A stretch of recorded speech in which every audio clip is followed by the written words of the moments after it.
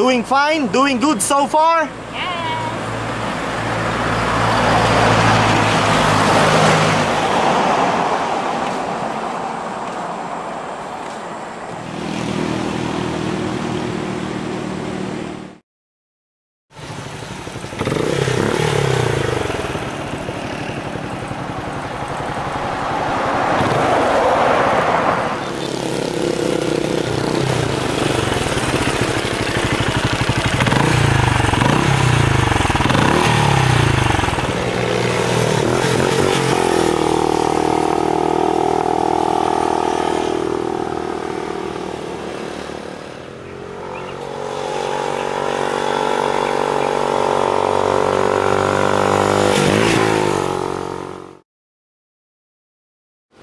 Another stopover? Yeah. Rest again? Okay. What tree is that, Mami Rhea, behind you? Mango. Mango tree? Yeah. And those trees as well? Another stopover! Yeah. Mami Rhea, oh, mahogany trees. Beautiful, hey? Mahogany trees, oh. A lot of mahogany trees. Nice. It's so relaxing here, huh?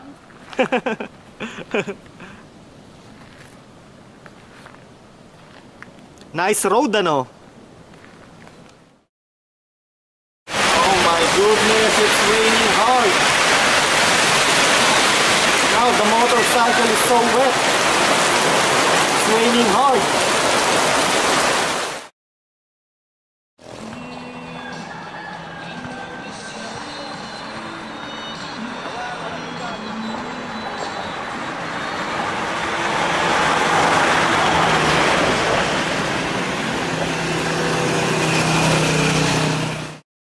Long way to go. We have a long way to go. Yeah.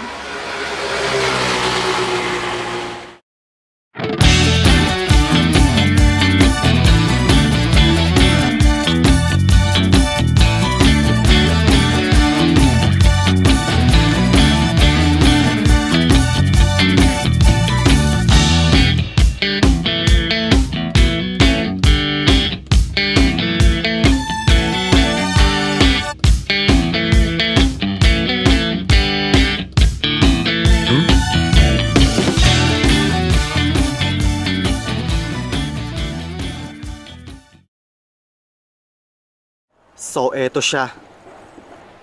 Gagawan natin siya ng update walk around video o update review.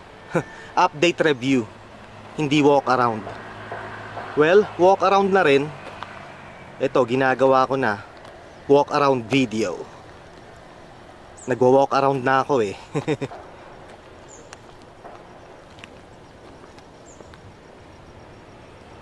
So, yeah, like I said, we are going to do an update review.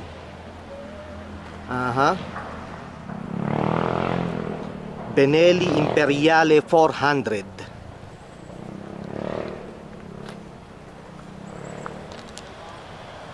A classic slash retro standard motorcycle.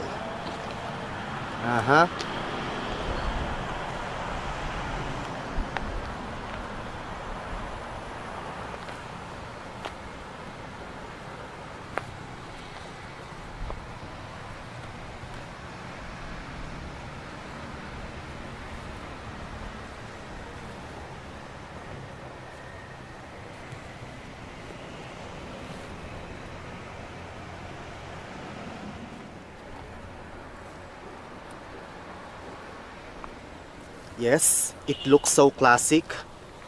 I love the spoke rims.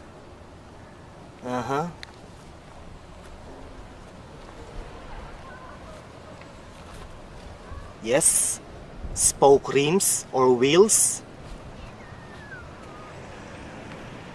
It looks so classic.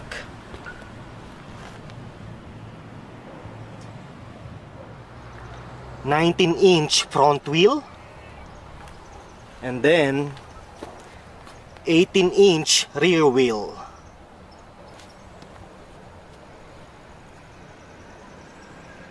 Mag-umpisa muna tayo sa gulong. Ang brand ay Cordial. Cordial tires. Nung una wala akong tiwala dyan sa brand na yan. Wala akong tiwala sa tires na naka-installed sa bike na to. Parang feeling ko madulas.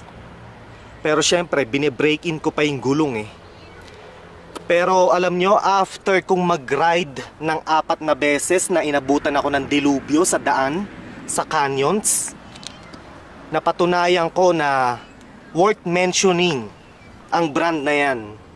Yang Cordial tires na yan. Kasi nagra-ride ako sa canyons, 4 na beses na akong inabutan ng ulan habang nagra-ride sa canyons. At alam nyo, kapit na kapit yang gulong sa simento o sa aspalto.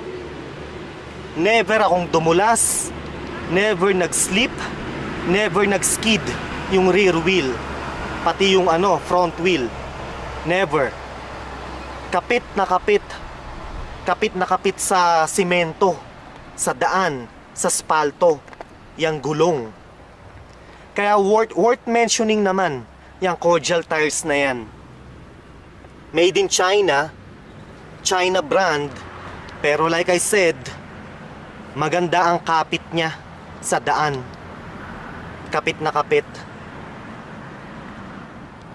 So yeah, sabihin ko ulit maganda ang kapit nitong gulong, nitong stock tires na nakakabit dito sa bike na to. Maganda ang kapit niya sa semento, sa daan, sa spalto. Maganda ang kapit niya. Ito namang front brakes niya, tsaka rear brakes. Okay?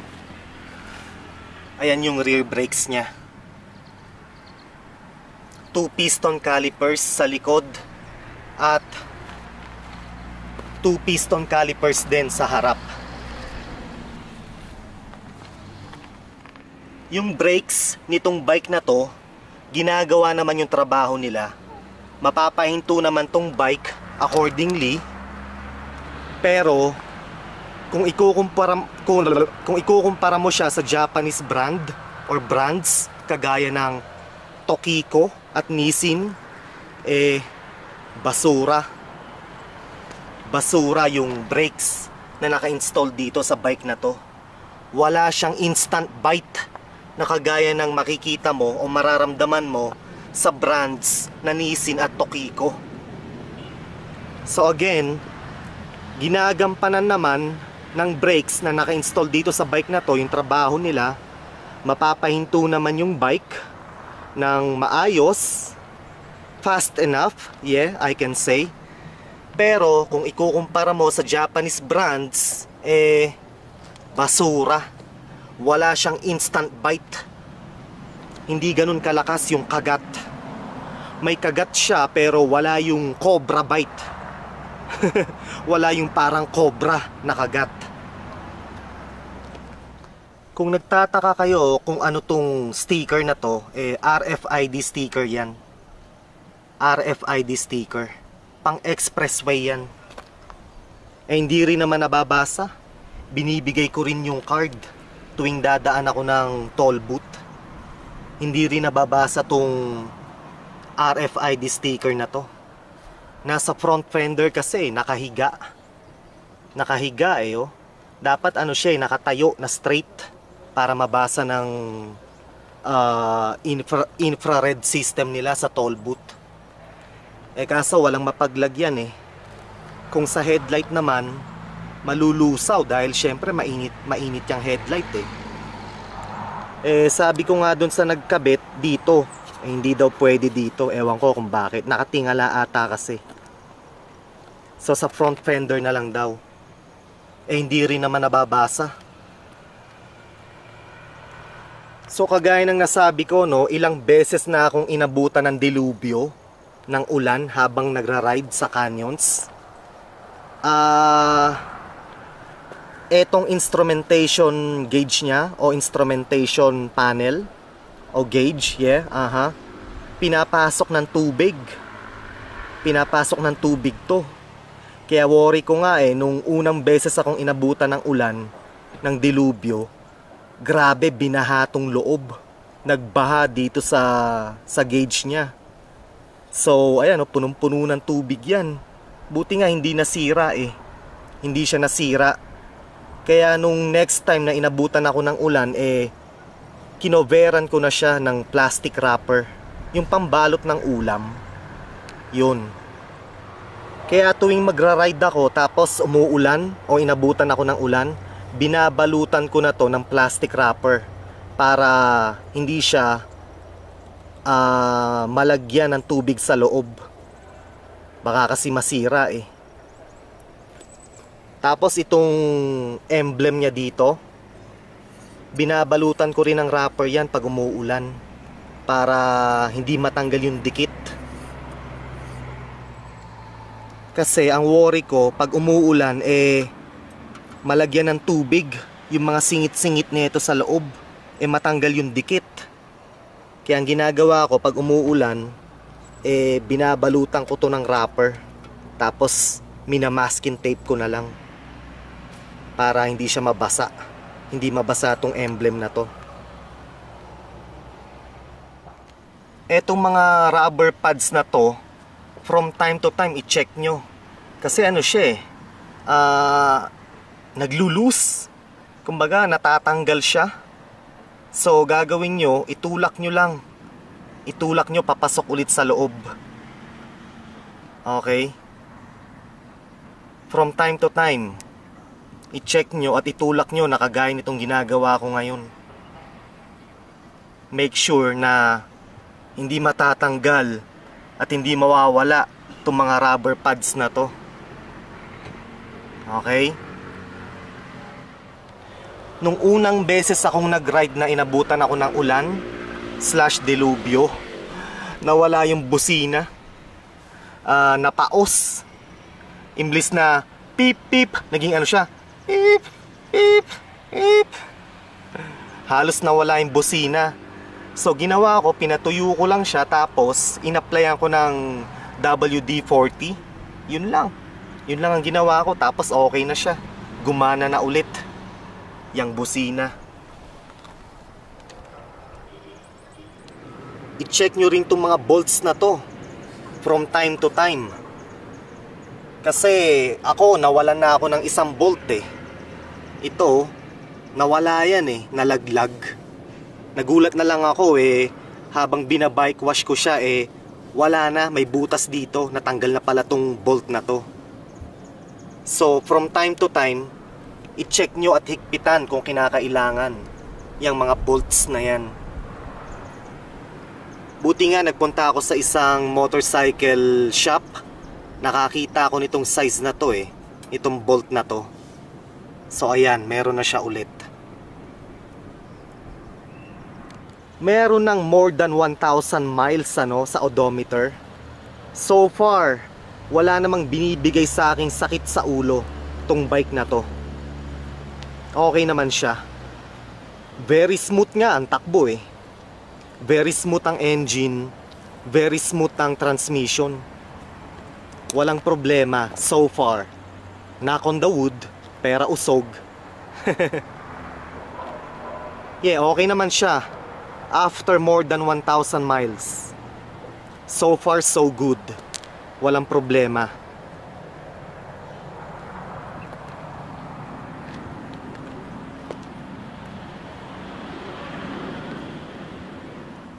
Eto, motorcycle alarm to. Malakas. Talagang mabibingi ka pag nag-alarm to. Dalawa yan. Isa dito sa likod, tsaka isa dito sa harap. Dito sa may handlebar. So yeah, dalawang motorcycle alarms ang in-install ko sa bike na to. Malakas. Malakas sila. Talagang Kung may gagalaw ng bike nyo talagang magugulat siya pagka hinawakan niya yung bike nyo. Malakas mag-alarm, nakakabingi. Ito lang ang concern ko Yan yung brake pad loose Yan wala ka nang magagawa. Ganyan siya Yun lang, pagka umaandar-andar ka, lalo na at a low speed o in low speed, ayan, maririnig mo kumakalakalampag siya. So nakakairita rin kasi nagra-ride ka, tapos maririnig mo kumakale-kalembang yung brake pad na yan. Yun lang ang concern ko dito sa bike na to. Pero wala namang harm yan na maibibigay o magiging resulta sa pagkalakalampag niya. Yun lang, nakakairita lang talaga. Kumakalakalampag Yan air-cooled ang makina. Kaya expect nyo na mainit siya, lalo na kapag nakahinto ka sa traffic. Mararamdaman mo talaga yung init. Talagang maluluto yung bayag mo. Pero kung tuloy-tuloy naman ang andar at mahangin, hindi ka naman natatraffic, okay naman siya. Walang problema. Yun lang talaga kapag nakahinto ka sa traffic, tapos ang init pa ng panahon, talagang ramdam na ramdam mo yung init na lumalabas mula sa makina. Ang linis ng chain tsaka ng sprocket. Masipag ako maglinis Halos kada ride niya nililinis ko yan. Mga every 1,000 miles bago ka maglinis ng chain. Between 500 to 1,000 miles. Pero ako ginagawa ko kada ride nililinis ko na linis tsaka lube ng chain. Yan ang ginagawa ko. Para alaga. Para tumagal yung buhay ng chain tsaka nung sprocket. Ako kasi canyon rider. Bored na bored ako pag nagra-ride ako sa diretsong kalsada. Yung mga straight line, ganyan. Ang boring yan. Kaya nagpupunta ako sa mga canyons, doon ako nagra-ride. Ang masasabi ko sa bike na to, mabigat. Hindi siya pang canyon carving. Well, dati kasi sport bikes at super bikes ang mga rinaride ko So syempre, yung mga sport bikes at super bikes ang daling ihiga sa canyons. Sa cornering, ang daling ihiga. Pero tong bike na to mabigat. Hindi siya basta-basta humihiga. Parang ayaw nga niya humiga Gusto niya nakadiretso lang siya. So itong bike na to, hindi siya pang canyon carving. Pero okay lang naman kasi pang chill ride lang naman Gagamitin mo tong bike na to for chill ride or for chill rides. So okay lang. Syempre hindi ka naman magmamabilis, hindi ka naman nakikipagkarera kapag gamit mo tong bike na to. Pang chill ride lang talaga siya.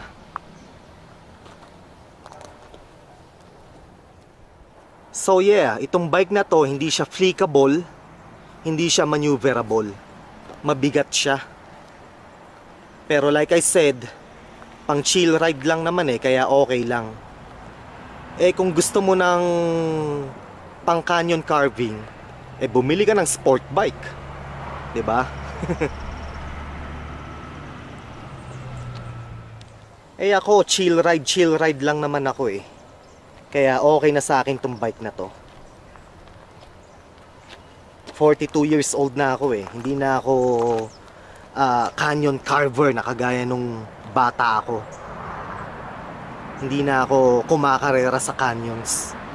Chill ride na lang ngayon kaya okay lang. So ngayon ang tanong pang beginner ba ang bike na to? pwede kong sabihin na oo, pwede ko rin sabihin na hindi. Kasi 400cc lang to eh. Single cylinder pa. Pagka piniga mo tong throttle, walang brutal reaction eh. Okay lang siya. Kumbaga, hindi siya kagaya ng sport bike o super bike na kapag piniga mo yung throttle eh, lilipad ka. Ito okay lang kahit pigain mo pa ng medyo-medyo. Wag lang yung todo-todo medyo-medyo lang. Walang mangyayaring masama sa'yo. Kaya pwede siyang pang beginner rider. Kaso, mabigat. Mabigat siya. Eh ikaw as a beginner rider, sanay ka ba mag-handle ng mabigat na bike? Eh paano kung short rider ka pa? Tapos naka-tiptoe ka? Eh let's say nasa traffic ka. Panay baba mo ng paa. Baka mahirapan ka kasi naka-tiptoe ka na. Tapos, ang bigat pa ng bike. Pero, pwede bang pang beginner rider? Pwede naman, basta ma-adapt mo yung pag-handle sa kanya kasi nga mabigat siya. Tsaka kagaya ng sinabi ko, hindi siya flickable, hindi siya maneuverable. Pero kung dire-diretsong ride ka lang naman, ang ride mo lang naman puro straight line, okay lang din naman, okay lang siya. Eh hindi ka naman magka-canyon carving, di ba? As a beginner rider. So, yeah, pwede siyang pang beginner rider.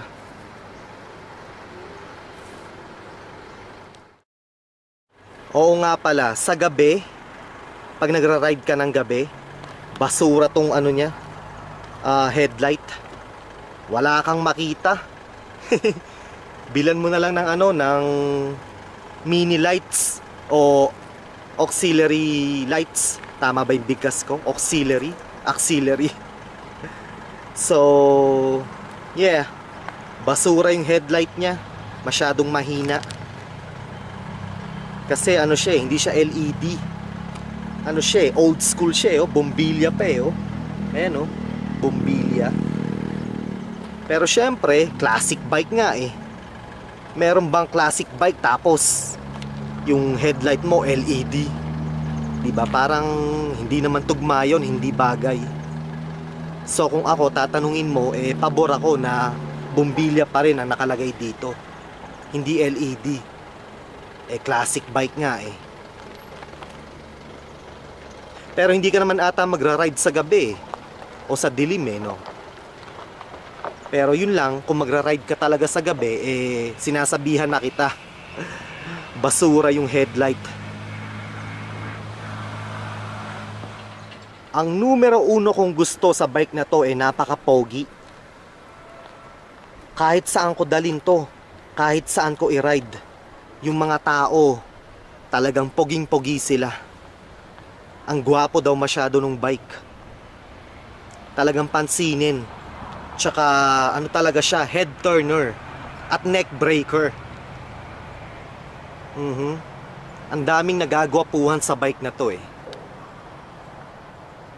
So, yun. Kung looks ang pag-uusapan, para sa akin, panalong-panalo tong bike na to.